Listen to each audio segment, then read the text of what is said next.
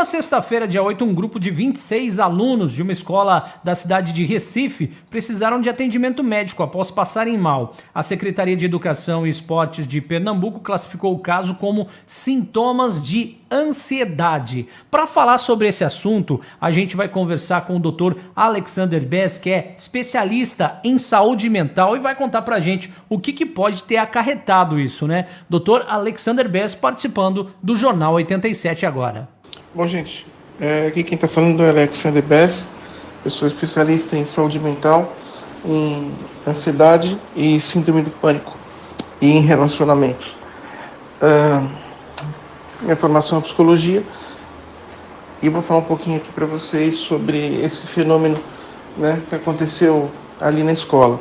Quando a gente tem várias pessoas reunidas, independente da idade, isso não está ligado à fase cronológica, isso é muito importante a gente ter essa noção, né? E ocorre um fenômeno desse, de várias manifestações psicológicas juntas, a gente chama de uma histeria coletiva, ou ainda a gente pode chamar de uma patologia psicológica em massa, né? Ou ainda uma doença psicogênica em massa. Quer dizer, que isso tudo significa que o motivo dessa doença é totalmente psicológico e não orgânico.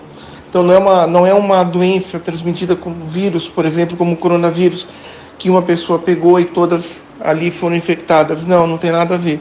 Quando a gente fala numa doença psicogênica em massa, é muito complicado a gente falar nisso, porque isso envolve, primeiro, que é um fenômeno bem atípico, é um fenômeno psicológico bem raro, exceto em shows. É muito comum você ver em shows as pessoas terem histeria coletiva, né? O problema é que o mote que forma a histeria coletiva, e o nome já diz, histeria coletiva, começa com uma, duas pessoas e vai se espalhando automaticamente. Algumas pessoas realmente exibem ali fenômenos reais, psicológicos, todos eles ligados à ansiedade, ao estresse, né?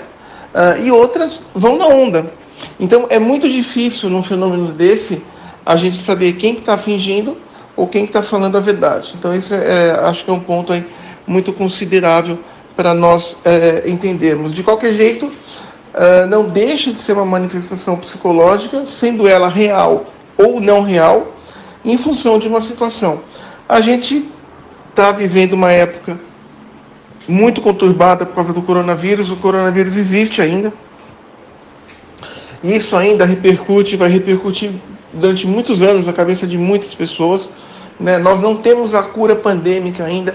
A própria incerteza da flexibilização e da não cura pode gerar muita ansiedade a nível inconsciente. E quando você tem essa ansiedade muito exacerbada, então uma pessoa começa a ter a ansiedade, a outra começa a ter, e aí acontece a histeria coletiva, né? E as outras nomenclaturas que eu falei. São situações onde uma pessoa vai assimilando o estresse da outra, principalmente quando você convive ali num ambiente muito fechado. É um fenômeno muito raro, é um fenômeno rápido, mas realmente existe. A única coisa que nós não podemos afirmar é que toda a integralidade de 100% das pessoas que participaram desse evento foram realmente reais ou foram ali acompanhadas do fluxo. Então é isso que define a histeria coletiva. A histeria coletiva não é um significativo para um tratamento psicológico, mas apenas uma advertência mental de que alguma coisa pode não estar ocorrendo bem com uma, duas ou três pessoas. E essa uma, duas ou três pessoas conseguiram ali desencadear o evento. Então simplesmente começa e vai começando.